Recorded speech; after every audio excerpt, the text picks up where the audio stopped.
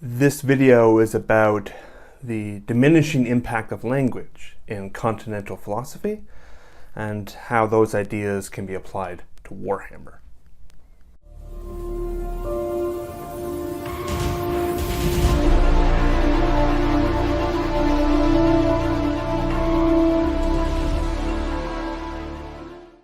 If you are still here, you are in for a little bit of a ride.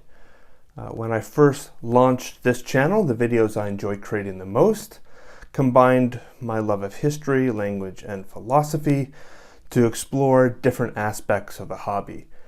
They were popular for a niche subset of the community, and this video and many others that will follow are an attempt to re-energize that spirit. So I'm starting this video with a bit of philosophy, continental existential philosophy to be specific. I'm going to read a few portions of text and then we'll dive into a brief discussion of how these ideas can be applied to understanding language in Warhammer. This is an excerpt from section 210 of Jacques Derrida's White Mythology, published in the 1970s, where he writes about the nature of concepts and metaphor by using the image of a coin as an example. And he says, I was thinking about how the metaphysicians, when they make a language for themselves, are like knife grinders, who instead of knives and scissors, should put metals and coins to the grindstone of Ephes, the value. When they have worked away till nothing is visible in these crown pieces, neither King Edward, the Emperor Wilhelm, nor the Republic, they say, these pieces are nothing, either English, German, or French, and we have freed them from the limits of time and space. They are not worth 5 shillings anymore. They are of inestimable value, and their exchange value is extended indefinitely. Now, Derrida's a little skeptical, I think, of this, but he is describing complex ideas and the use of language that has been inherently devalued with repeated use, just as kind of the face or surface of a coin is defaced when its surface has been repeatedly touched. This is also a similar problem faced by the philosopher Martin Heidegger, a little bit of a dubious reputation, but he published Sein und Zeit, or Being and Time, in 1927. Preparing for that work, Heidegger spent lengthy retreats in the Black Forest of Germany trying to understand the original conception of Greek words like logos, one of the more complex Greek terms, and ousia, that signifies essence or being. This is a common problem for anyone that has studied the history of languages, as the meaning and impact of words can change and morph over time quite dramatically as they kind of change cultural contexts. So now, I happen to be a huge fan of Friedrich Nietzsche. And both Derrida and Heidegger are spinning off of a passage that Nietzsche wrote quite early in his intellectual career. This is an unpublished excerpt from the so-called Anaclus, and it's from a work called On Truth and Lies in an Extra-Moral Sense. It was published in 1873, or rather unpublished, written in 1873, I should say. So Nietzsche writes, what then is truth? A mobile army of metaphors, metonyms, and anthropomorphisms, in short, a sum of human relations which had been enhanced, transposed, and embellished poetically and rhetorically, and which after long use seem firm, canonical, and obligatory to a people. Truths are illusions about which one has forgotten. That is what they are, metaphors which are worn out and whose sensuous power, without sensuous power. Coins which have lost their pictures and now matter only as metal, no longer as coins. So here too we find the metaphor of a defaced coin as an example of the devaluation of truth and language. These are concepts like that of a defaced coin, which, again, through repeated use, have lost their original value, and we're left with something that is rougher, something more vague, and something a little more difficult to discern. So, over time, every idea suffers from this, and it is just one of the consequences of life. But I'm going to bring this back to our hobby and to Warhammer.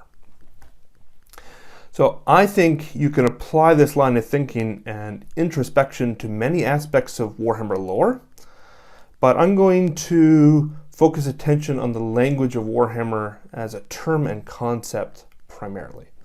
So what does the word Warhammer mean to you? What images does it conjure for you?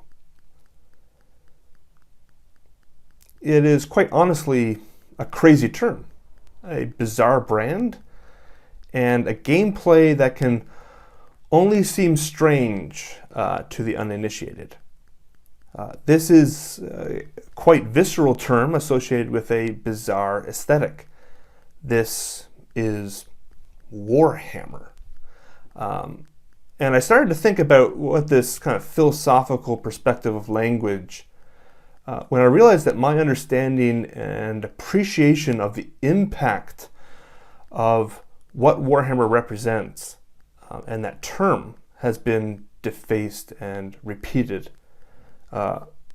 through use over many years. The impact and strangeness of the term was now entirely absent because I was too familiar.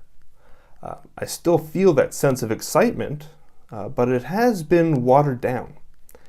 And I cannot quite recapture in my mind the initial sense of unfamiliarity and feel kind of that gut punch of the aesthetics and gameplay.